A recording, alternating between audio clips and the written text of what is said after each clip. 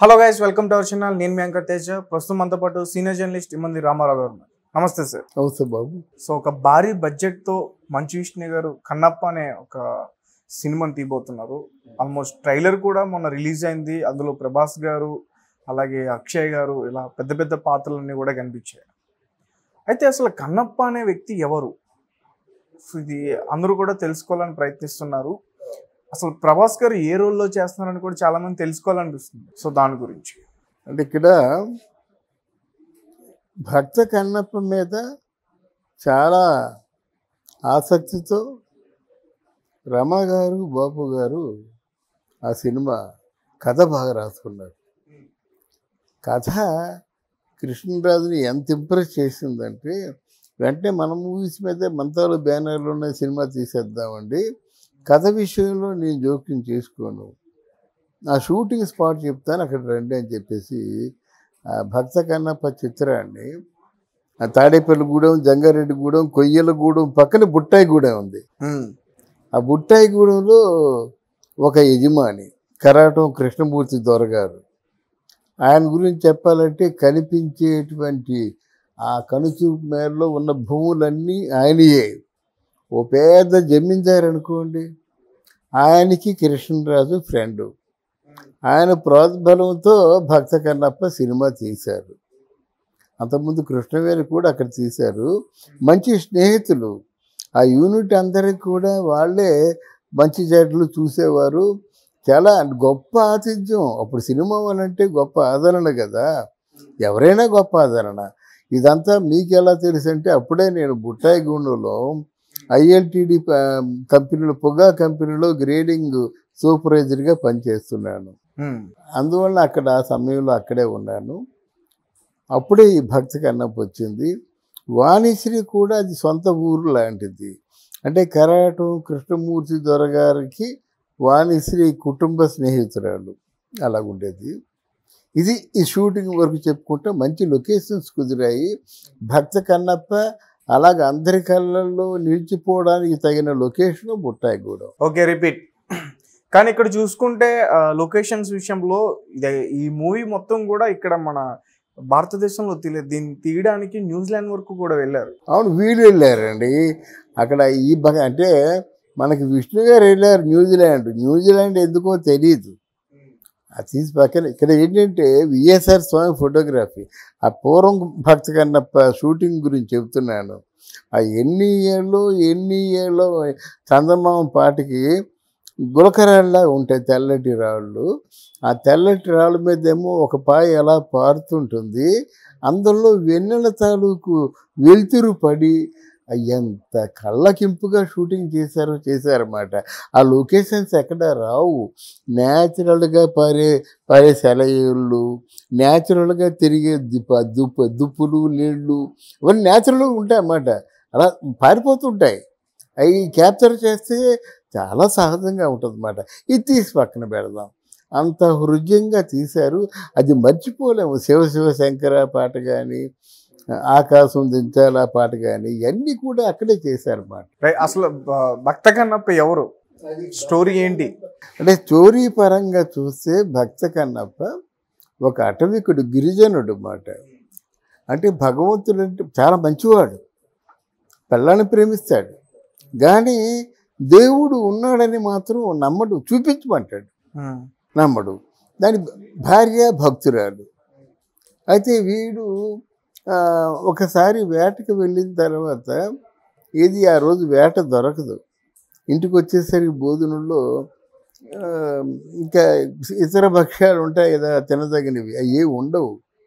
నువ్వు ఇస్తే కదా నేను వండుతాను, నేను ఇవ్వకంటే ఏం వండుతాను నేను అని చెప్పేసి అప్పుడు వేటకి వెళ్తాడు. వేటకి వెళ్ళిన తర్వాత ఇంత విలుగాడు కూడా ఏ చిన్న జంతువులు కూడా చంపలేకపోతాడు. ఏట్లా ఎలాగుంది పరిస్థితి అని చెప్పేసి అప్పుడు సరే నా జీవితంలో వేట నాకు చేత కాలేదు కదా, ఇంట్లో చూస్తే నన్ను భర్తగా గౌరవించలేకపోతుంది కదా, ఎందుకు ఈ జీవితం అని చెప్పి ఆయన తలకేసి కొట్టుకుంటూ ఉండగా శివుడు కనిపిస్తాడు. శివుడు కనిపిస్తుంటే దేవుడే శివుడు కదా, శివుడు కనిపిస్తున్నాడు. దగ్గరికి వెళ్ళేసరికి ఆ శివుడు కాస్త, సంక్షిప్తంగా చెప్తున్నాను, ఆ శివుడు కాస్త లింగాకారం అయిపోతుంది అన్నమాట. అప్పుడు ఆయనకి ఎటు చూసినా శివలింగమే, ఎటు చూసినా శివుడే. ఓం నమ శివాయ తప్ప ఇంకే పంచాక్షరి వినిపించటం లేదు. ఆ పంచాక్షరి కూడా ఎవరో సాధువు చెప్తాడు చెవిలో చెప్పినట్టుగా, ఆయన వినిపించేది ప్రపంచ ఘోష ఏమి వినిపించదు. పంచాక్షరి ఓం నమ శివాయ తప్ప ఏమి వినిపించదు అన్నమాట. ఆవిడ భక్తిగా శివలింగాన్ని అంటే శివుణ్ణే కొలుచుకుంటూ ఉంటాడు.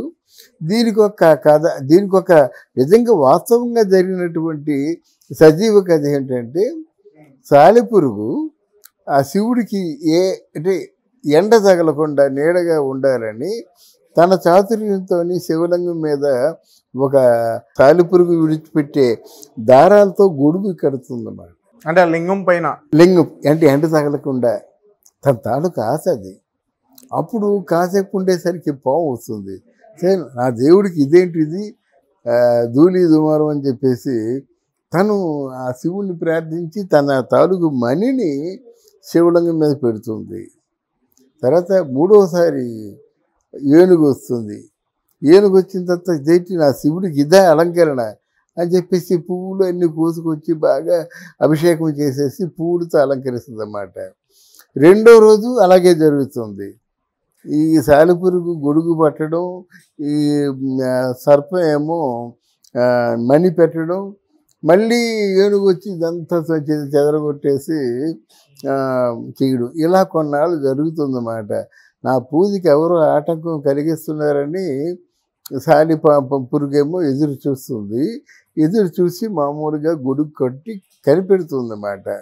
అంతలో ఒక్కసారి పాము వచ్చేసి దాన్ని మొత్తం అంతా కేసి ఆ పురుగుని మింగేసి చంపేస్తుంది. ఇప్పేసి పాము ఒక మనినేమో శివలింగం మీద పెడుతుంది. అప్పుడు ఏనుగుకి తెలిసిందన్నమాట, ఇవన్నీ పాడు చేస్తుంది ఈ పాము అని చెప్పేసి ఏనుగు వచ్చి కొట్టబోతుంది. ఆ పాము ఈ ఏనుగు తొండంలో దూరిపోతుంది అన్నమాట. ఆ బాధ భరించలేక పాము చచ్చిపోతుంది. ఏనుగు తొండంలో దూరిపోయి ఆ బాధ భరించలేక ఆ ఏనుగు తాలూకు తలని శివలింగానికి వేసి బాదుకొని చచ్చిపోతుంది. అందుకనే శ్రీకాళహస్తి మూల కథ ఇది. శ్రీ అంటే సాలెపురుగు, కాళం అంటే సర్పము, హస్తి అంటే ఏనుగు. ఈ మూడు కూడా సజీవంగా పరమాత్మలో ఐక్యం అయిపోయినాయి కాబట్టి అది శ్రీకాళహస్తి అయింది. సాలెపురుగు చనిపోయిందా లేదా? చనిపోయింది కదా. పాము తలుచుకుంటే ఎంతసేపు మింగేస్తుంది కదా, క్రిముల్ని మింగేస్తుంది కదా. అందువల్ల ఈ మూడు సజీవంగా దేవుడి కోసం చచ్చిపోయి, నా దేవుడు నేను అలంకరిస్తే చెడగొడతావా అని దీనికి, నాది నీ చెత్త అలంకరణ ఎవరికి కావాలి, నా అలంకరణ చూడు మని పెడుతున్నానని పాము. మీ ఇద్దరు కలిసి పాడు చేస్తున్నారు. నేను అడవిలోంచి పువ్వులు తీసుకొస్తున్నాను, అడవిలోంచి వాటర్ తీసుకొస్తున్నాను, నా ఆరాధన కూడా మీ ఆరాధన గొప్పదని చెప్పేసి ఆ పాముని కొట్టేసరికి పాము తొండంలో దూరిపోయేసరికి తల బాదుకొని చచ్చిపోతుంది. ఈ ముగ్గురు శివుల్లో ఐక్యం అయిపోతారన్నమాట. ఇంకా అటవికుడికి తాలూకు కథకు వద్దాం. అటవికుడికి కూడా అంటే జంతువుల్ని చంపేటువంటి ఆ విధానానికి స్వస్తి చెప్తాడు. అరే ఒక ప్రాణం పోతుంది కదా అని చెప్పేసి. తర్వాత తనకి ఓం నమ శివాయ తప్ప ఇంకేమి తెలియదు. శివుడి దగ్గరికి వచ్చేసి అభిషేకం చేయడం, నువ్వు తప్ప నాకు ఇంకెవరు లేరని చెప్పడం, ఇలా మాట. అప్పటికాంచి మొత్తం మత్స్యమాంసాలు మానేస్తాడు, అంతా నిష్ఠగా ఉంటాడు.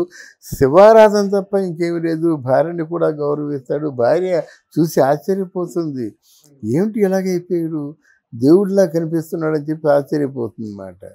అలా శివుడు ఇలాగొచ్చి పూజలు చేసి తన జీవితాన్ని అంకితం చేసుకోవడానికి సిద్ధపడినప్పుడు శివుడు పరీక్ష పెడతాడు. శివుడు మామూలుగా శివలింగంలోనే చూస్తున్నట్టు కనిపిస్తుంటాడు. కనిపించి ఒక కంటి వెంట నీరు కారుతూ ఉంటుంది. అంటే ఏంటి శివ నీకు ఎందుకు నీరు కారుతుంది అని చెప్పి ఆలోచిస్తారన్నమాట. ఆలోచించి లేదు కన్ను పాడైపోయింది, రక్తం కారుతుంది, ఏదో జరిగింది అని చెప్పేసి వెంటనే తన కన్ను పెరికేసుకొని అక్కడ పెడతాడు. రెండో కంఠం కూడా ఆ కన్నే ఉంది, లింగంలో కన్ను కనిపిస్తుంది. లింగం కాదు, లింగంలో కన్ను కనిపిస్తుంది, కన్ను సజీవంగా ఉంది. ఆ కన్ను ధారగా ఏడుస్తుంది, రక్తధార వస్తుంది. అంటే ఏదో జరిగింది నా శివుడికి, ఇంతగా ఏడుస్తున్నాడు, ఇంతగా బాధపడుతున్నాడు, కళ్ళు పాడైపోయినాయి కళ్ళు నాకెందుకు, శివుడు లేని కళ్ళు, శివుని చూడలేని కళ్ళు నాకెందుకు, శివుణ్ణి ఏడుస్తూ చూసే కళ్ళు నాకెందుకని పెరికేసుకొని అక్కడ పెడతాడు. అప్పుడు రెండో కన్ను కూడా ఏడుస్తుంది. అలాగే శివ, నన్ను పరీక్ష పెడుతున్నావా, నేను స్వార్థపరిని అనుకున్నావా, నువ్వు ఏడుస్తుండగా నేను చూస్తూ ఊరుకోగలనా అని రెండో కన్ను కూడా పెరికేసుకుంటాడు. ఆ శివుడికి లింగానికి వేసి స్పృహ కోల్పోతాడు అన్నమాట. అదే చచ్చిపోతాడు. అప్పుడు భక్త కన్నప్ప తాలూకు ఆ భక్తికి మెచ్చి చిరస్థాయిగా నీ పేరు భక్త కన్నప్పగా మిగిలిపోతుందని దీవిస్తాడనమాట. శైవ భక్తుల్లో చాలా ప్రధానమైన భక్తుడు భక్త కన్నప్ప. ఇది స్టోరీ.